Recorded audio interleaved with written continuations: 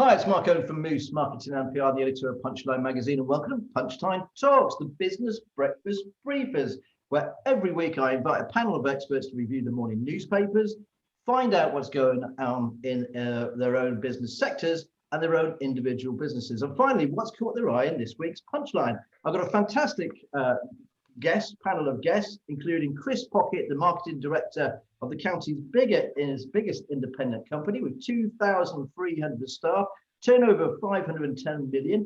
It's got to be Renishaw. Then we've got Tim Watkins, managing partner of Randall Payne, top accountants and business advisors here in the county on Sherdington Road. We've got Lance Bradley, the CEO of Gloucester Rugby, whose claim to fame is that he once sat in a taxi, not in a taxi, with Boris Johnson driving around Tokyo. He got lost. And finally, we got Sam Holliday, Stranglers fan, and in his spare time, he's actually development manager for the Federation of Small Business for Gloucestershire and the west of England.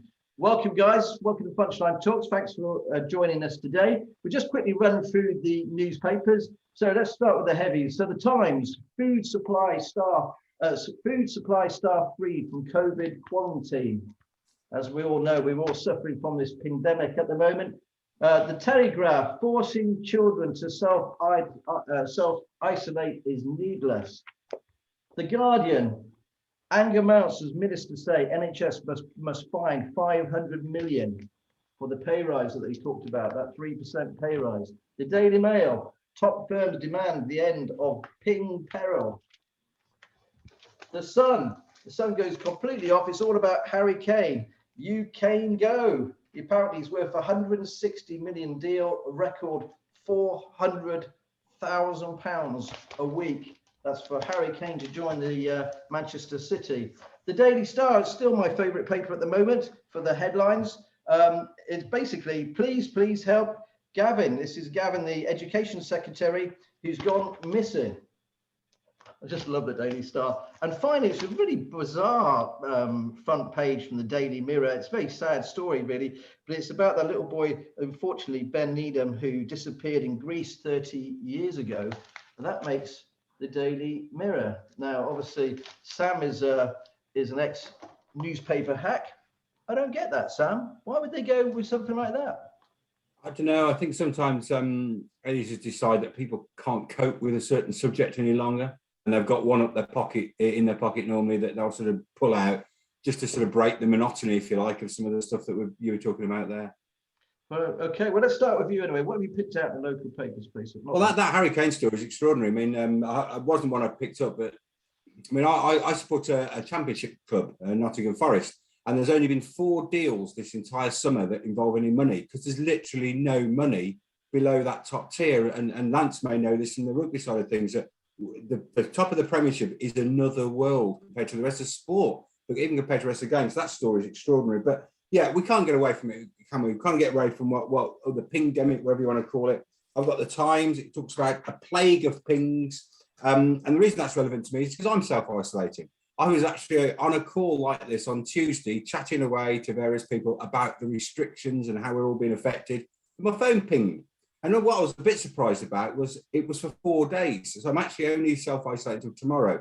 And I traced it back. I think it might have been the gym last week. But the implications of this for so many people is extraordinary. It is affecting business. It is affecting things like supermarkets. All the papers are full of that.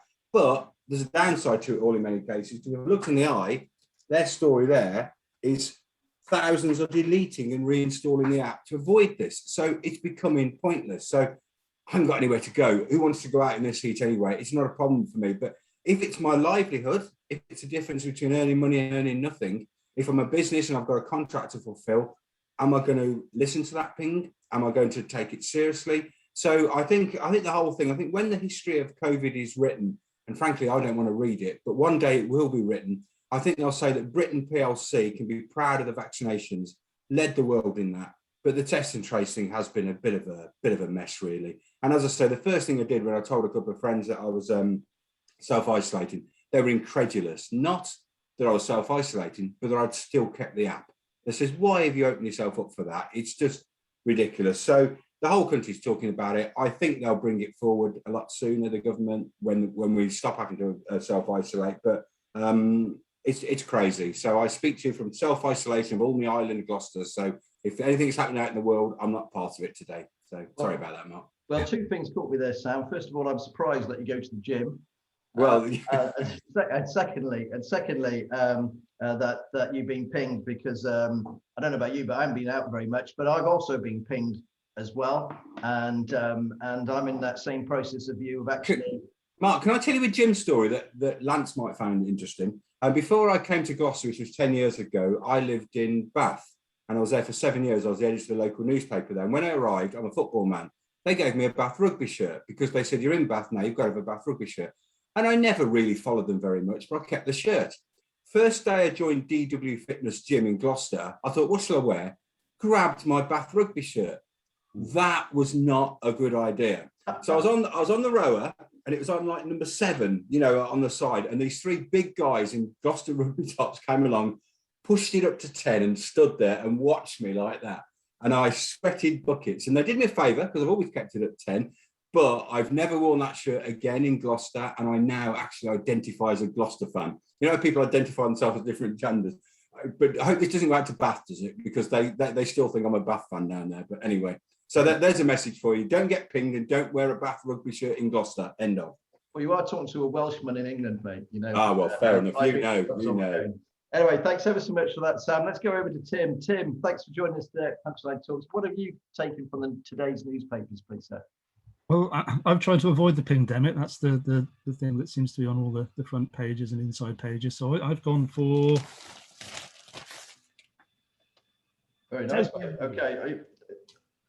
It's not necessarily a news thing, but obviously I think opening ceremony is this afternoon, and we all need some good news. We had the Euros, which lifted us all up a little bit. The cricket's been good of late. Let's have the Olympics. Let's see some excellent sport again, and try and lift everybody's spirits, or keep them lifted till they perhaps take away the pandemic and all the rest of it, and we get back to some sort of normality again. I mean, that's what sports does, doesn't it? It makes you feel great, you know, when you and cheering on, you know, the British team, or cheering on Gloucester, or cheering on Wales or England during the Euros. It's been absolutely fantastic to get behind. Let's hope it gets replicated. I think we've got some great hopes for gold medals, but obviously it's not just the winning, is it? Seeing some of the performances and getting a bit of inspiration from it. And I suspect we've got some local people taking part. I should know, I suppose. Is Dujardin, is she in it again? Yeah. As well, but I don't. Do you sit there all with your family, Tim? Do you all cuddle around the TV or huddle around the TV? Not all of us. A couple of us will do. It depends what it is, which sport's on. But no, we all enjoy it, so we'll be there. Okay. Have you picked out anything else as well that caught your eye? Again, this one's a little bit tongue-in-cheek, I suppose. I probably can't read that. It's inside the Telegraph, where they're putting local nicknames on the Ordnance Survey map to help with rescue and so forth. And they've listed a couple of the local nicknames. I think I can share them. Crazy Mary's Hole, Stinky Bay, Nuncle Dick's, and Slippery Bottom. Well, obviously they've gone through and they've picked out the best, I'm sure. But yeah, 7,500 nicknames added to the map. So fantastic. You know where they are by nickname, they can call up and get rescued. I love the Slippery Bottom. Yes. Well, no, not personally, but anyway, with that, I think we'll move on. So I'm not sure I'd like to be the one making the call to the emergency services and telling them where I am, but there we are. Thanks ever so much. Great, Chris. Hi there. Good morning, sir. Good morning, Mark. Right. Okay. What have you got for us? Okay. Well, just on that event that's going on that Tim's just referred to, there may or may not be a Gloucestershire connection, but we're banged at Renishaw by something called Rule 40, which restricts what can be said 40 days before the Olympics and 2 weeks afterwards. But so 2 weeks after the Olympics, I'll be able to tell you a lot more about a Gloucestershire company's connection with that event. Right, okay, fantastic. Do I get as you can see, I'm having to be very careful about my words. I've gone away from pandemic as well, but I thought, so just in the Times business section, it's a piece on rising prices. So the inflationary pressures that are facing Unilever, who've just reported some of its results. So just saying it's facing the toughest inflationary pressures for a decade in terms of cost of raw materials, packaging, transports, which is really damaging its profit margins. So I think all businesses are under those sort of pressures at the moment. I think most of us who know people that are in the building trade or have had calls to need building work done, even wood is in short supply. I think some of the builders merchants are putting prices up something like 5% every month. You know, a local contractor doesn't work for me recently was saying that he used to, his quote usually held for a month. Now it's only 2 weeks because prices are rising so sharply. And my wife is, she's an international purchasing manager for a business based in Gloucestershire that source a lot of products from, they're an online web retailer. They source things from all over the world, but especially from Asia, China, Taiwan, Turkey and India. And the price of a 40-foot shipping container from China to the UK about a year ago was £1,900 that you could get that for. Today, it's somewhere up to £13,000, £14,000 for the same container. So it's no surprise that we're seeing prices rising. You know, there's huge demand. It's a perfect storm now, of course, with the pandemic and the issues on pressures on supply chain as well. It's an absolute perfect storm. No, and also with people, the prices that I've heard recently as well is the price of cardboard is going absolutely up. Yeah, well that was what he's mentioned. Unilever mentioned packaging. We're seeing that at Renishaw as well. You know, cardboard, we ship things in cardboard around the world, and there's lots of things, but that's the surprising one. It's the Amazon factor, but yeah, packaging is a real issue. If you're suddenly putting everything, we're not delivering or not going to the shop so much, and everything's being delivered to us at home, it's obvious it's about demand, and cardboard itself is in short supply, and also it's recycled cardboard as well. So the price of recycled cardboard is going up as obviously as more and more people want it. So in some ways, our second-hand cardboard might actually be worth a lot more than it used to be. So, you know, the councils and everybody else selling it on will make a little bit more money as well. Let's hope so. Thanks ever so much for that, Chris. And down the tracks, we're going to see massive inflation, aren't we? That's really what's going to happen here. We talk about price rises, but interest rates will probably go up as well. And that will really, really be the killer for lots of businesses. But let's not be doom and gloomy. Let's go over to Lance. Hello, Lance. Welcome to Punchline. Hello, Mark. Thank you. Thanks ever so much for joining us. What have you got picked out for the papers today? Well, I actually consume my news online, but the key story, the most exciting story from my point of view this week, like Tim, it features elite athletes competing far from home. But the story I've picked out is that the Lions play their first Test match in South Africa tomorrow, led by Alan Wynne-Jones, who only just over 2 weeks ago dislocated his shoulder, but it was apparently a mere flesh wound, so nothing at all to stop him facing the world champions, and he leads the Lions in Cape Town tomorrow afternoon. Exciting from a rugby point of view. I think, as we were saying earlier, exciting from something to look forward to and get behind and sit around with your mates and watch point of view. And of course, there's the local angle because we've got Lewis Rees-Zammit and Chris Harris over there with the squad, who featured quite strongly in the warm-up games, and hopefully we'll get a chance in some of the later Test matches. Do you get a chance to talk to the guys when we're over there as well? Do you phone up Lewis and say, hey, how's it going? No, there's actually quite strict protocols on not contacting players when they're away with England or any of their countries or the Lions. So no, we don't. But we'll have a good chat with them when they come back and have a couple of fans' evenings where they can share their experiences. Now, I always think that the British Lions is really for the purist of rugby fans. And let's be honest about it, because not everybody follows it as much. I know that Chris is a big rugby fan as well, and myself. Do you sit there with all the family? Is it a family thing at your house, or is it just you guys? It's an argument that I have with my wife. The last tour to New Zealand, I actually went on the tour with a couple of my good friends, and my wife wanted to come, but as I pointed out, it's a Lions tour, not a Lionesses tour. So it was boys only, and actually later today, the same guys and I are going over to Cardiff for a weekend to watch the game actually at Cardiff Rugby Club across there, and again it's a boys' weekend, so it's with my other family, as I would say. It's funny you should say that, because my best mate from Wales, he was supposed to come down here this weekend to watch the rugby with me and my cousin as well. And of course, because I've been pinged, we've had to cancel that. And instead, next week, I was scheduled to go over to watch him, so I'm going to do that as well. There's nothing like watching a rugby game surrounded by lots of other rugby fans, is it? No, it's fantastic, and actually at the club at Gloucester Rugby, we're showing the games because we wanted to give fans the chance to watch it together. You know, they haven't been able to watch live rugby for basically 18 months. So as a second best, at least they can come and watch the Lions games. Okay, well, let's go actually, on the Lions. One of the stories on the back page of the Times, I don't know if you've picked up on that, but the Lions are apparently furious because the TMO for the first test is actually South African.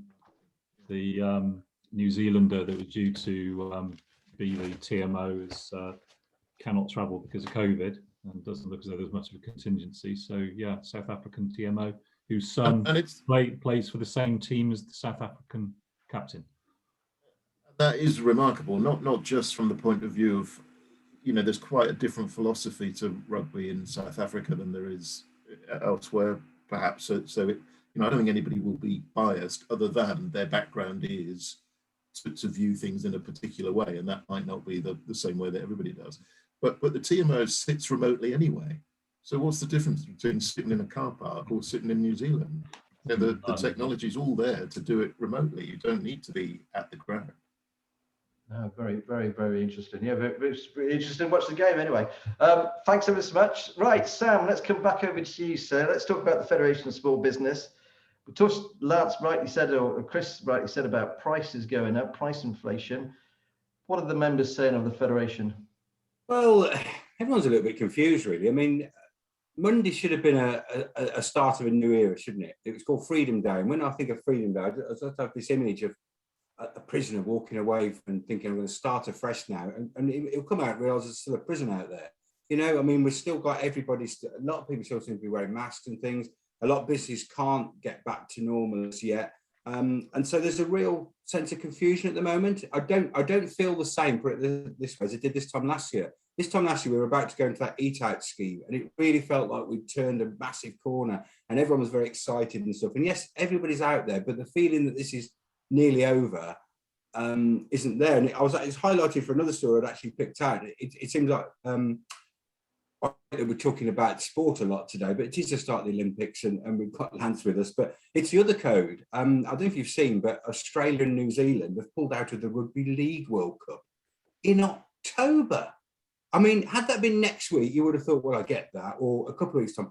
October. Now, if ever you think, well, we'll get through this month, we'll get through next month, but and I know because my daughter lives in New Zealand, they're a lot stricter on things, and we just mentioned about the New Zealand TMO. But for them to put out in October, and also I think that, took them from a business point of view, that's incredibly damaging. I think that's like the Football World Cup losing Brazil.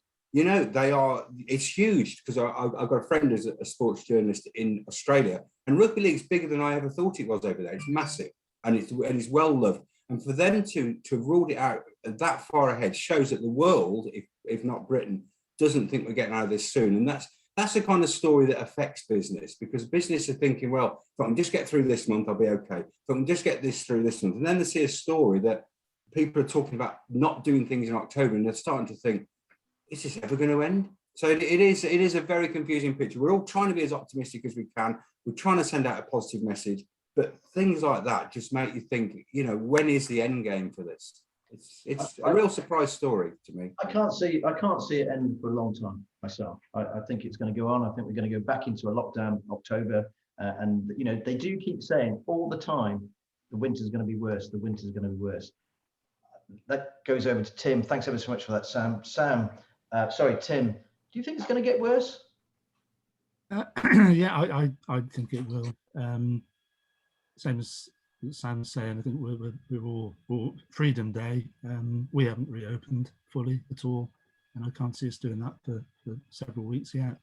I mean, case numbers came down yesterday, but the factoring in this Freedom Day into figures going forward, talk of 50 to 100,000 cases a day. You can't see A, the public tolerating it, and B, them not having to do something about it. So yeah, unfortunately, I can see us going back into some form of lockdown, whether it's what we've had in the past or something slightly different. Sometime later summer, early autumn, perhaps. Now, one of the things I've noticed, Tim, I've hopefully, or maybe you have as well, your firm of accountants and business experts, is the amount of people that have had enough and they want to start up. Are you seeing that as well? Yeah, oh, definitely. Here we are on Zoom, but the number of clients sort of saying to us, oh, we're fed up with it. Can't we meet up? We're having to, weigh it up and perhaps take some risks, but we're fed up with it as well. It takes that personal contact away, and that's something we've always sort of thrived on. So yeah, fed up, I think, is probably the polite way of putting it, Mark. Yes. And people I've had three or four businesses approach us about actually selling it. And it's right across the board. It was, it's a garage, it's a restaurant, it's different sectors as well. And what would be the first bit of advice if someone wanted to actually sell a business, Tim? If I was coming to you, be sure that's what you want to do, because once you've done it, that's it. Be sure that what you're going to get for it is enough that, if you're at that age where you might not start another business or anything, that you're going to get enough out of it to actually go and sit on the beach, or if we're allowed to, or whatever it is. So that would be the first thing. Are you sure this is really what you want to do, or are you just reacting to what circumstances are at the moment? Not that I want to sell up, because I wouldn't get enough cash for it, I think. But thanks very much, Tim. Okay, let's go over to Chris. Chris, now talking about selling up, actually, it's quite a nice link, because Renishaw, they decided not to sell up, the guys. Yeah, so I think most people in the county and most people that are likely to be watching this will know that Renishaw, it was announced back in March the 2nd, that the founders of the business, so Sir David McMurtry and John Deere, had decided that they would jointly like to sell their 53% shareholding in the business. So it was decided the way to do that, it was felt that on balance the best way to do that was through what's called a formal sale process, or an FSP. There's various routes of doing this for a company of our size. But there were certain criteria. It wasn't all about price. It was very much about respecting the heritage of Renishaw, our relationship with our communities, our commitment to R&D, all those sort of good things. And we announced just a couple of weeks ago that actually no suitable buyer had been found that would meet that criteria, and therefore the FSP is ended. It's interesting, though, we were asked all the time that Renishaw has this had a big impact on the company. The reality is it's not. We were very upfront with our customers, our suppliers. It was very public. Obviously, we communicated heavily with our staff as well. But the reality is that we're so busy as a business. We just reported at the end of the FSP process, we reported our likely results. We announced that we have a record order book going into our new financial year, which started July the 1st. And that's obviously good news for the county as well, because we're back up to 2,300 staff in the county. We're recruiting. We have a big impact locally from an economic perspective, and things are generally looking good. So we're being powered by various sectors. The one that I know has been talked on this show before about the shortage of semiconductor chips, and they end up in all sorts of things, vehicles. There's probably barely a thing in your household, in your car, that doesn't have some form of chip. And we supply into that sector. So we've been doing incredibly well at that. We supply the world's leading equipment manufacturers that are making the production equipment that ultimately makes these semiconductor chips. So it's that's been helping our business, but we're seeing a general pickup around the world, and there's no doubt there's a lot of pent-up demand during the pandemic. So we're now, we have that challenge of, obviously we're seeing the challenges we talked about earlier in terms of raw material costs and shortages and we get, obviously on the other side, we need chips in our business as well. But the good news is, because we plan so far ahead, we've got a lot of stock. We always plan for that. And we manufacture so much ourselves that we're not perhaps in as bad a situation as some others in our sector. So although our lead times have gone out, we're certainly no worse than our competitors, and often a lot better. So yeah, it's nice problems to have, given everyone will know that watches Renishaw that we've had our challenges over the last 18 months, even before the pandemic, but we're in a good place now. It's optimistic. So yeah, the FSP for many people just going on the background. It's not something that was occupying our day-to-day thoughts. Thanks ever so much for Chris giving us that roundup there. And I just want to say to you personally, by the way, congratulations, because a lot of people forget the job of the communications behind trying to get, the amount of work that I know that you did behind there. People can't sometimes see it, but I just want to say to you personally, well done, mate. Anyway, let's go over to Lance. Lance, thanks ever so much. Right, with Gloucester Rugby behind you, got the new gym. How's it all going? Yeah, it's good. The new gym was installed by a company called Sport S, who actually did a super job getting it done on time, and in time for the players to return to pre-season training this week. And we promised a world-class facility, and that's what we're building. So we're delighted with that, and I do have to say I am quite a lot more optimistic than I think perhaps Sam and Tim is. We are planning for a normal season, with people being double vaccinated. We're seeing a reduction in people going to hospital and the impact of people, and we're seeing fans buying season tickets and inquiring about match day tickets, and we're putting on events and hospitality and conferencing again. So what we're seeing is, I think, a bit more positive than perhaps what some other people are experiencing. But yeah, we're full steam ahead for the new season. And you've got a new sponsor as well. Do you want to give them a bit of a plug? So, and congratulations as well for enabling that. Here we are in a global pandemic. Get some sponsors, get some money. Do you want to tell us a little bit about that, please? Yeah, we've signed a new main sponsor that I can't share just yet, but that's very positive. So we'll be making an announcement about that towards the end of this month.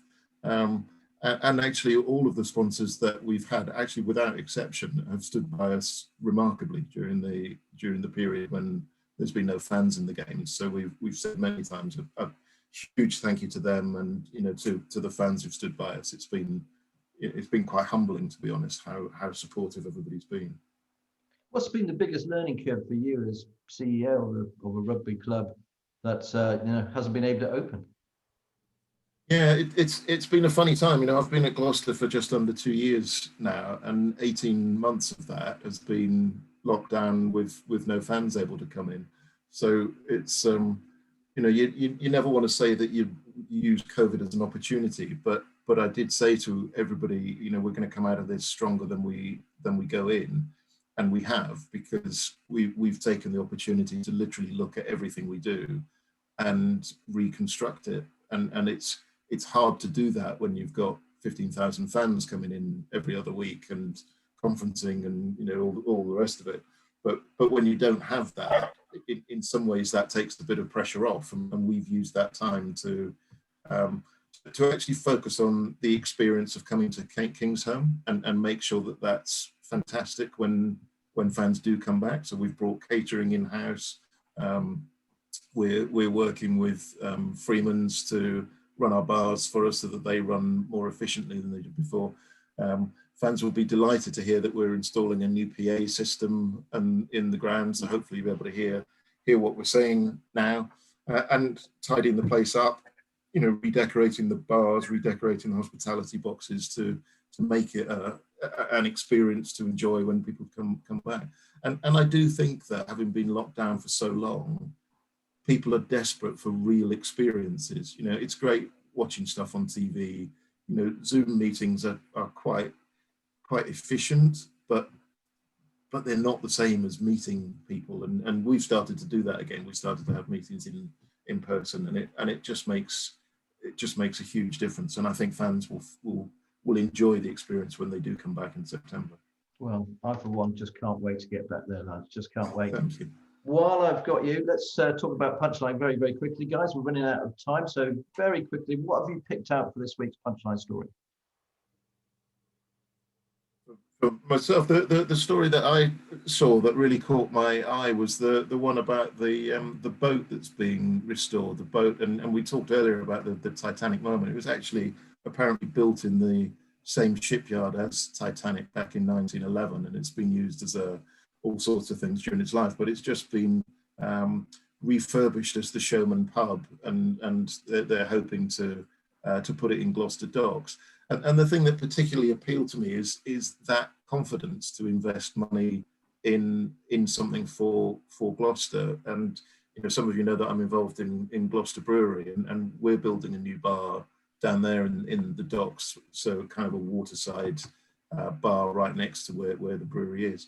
And that kind of confidence in the city is something that I find really uplifting. You know, I was talking to one of the guys from Reef yesterday who were building the forum in Gloucester, and we're going to be doing a bit of work with them to promote the forum. You know, there's so much going on in Gloucester to be positive about and to look forward to, and I think this boat is a great symbol of that. I couldn't agree with you more. Thank you ever so much. Tim, very quickly, what's your eye this week's punch, please? Mine wasn't local, but it was the story about Morrison's and going very high tech with the taking away the tills completely and experimenting with that. I think up in Bradford. I think we all share the frustrations of trying to get through the unmanned tills.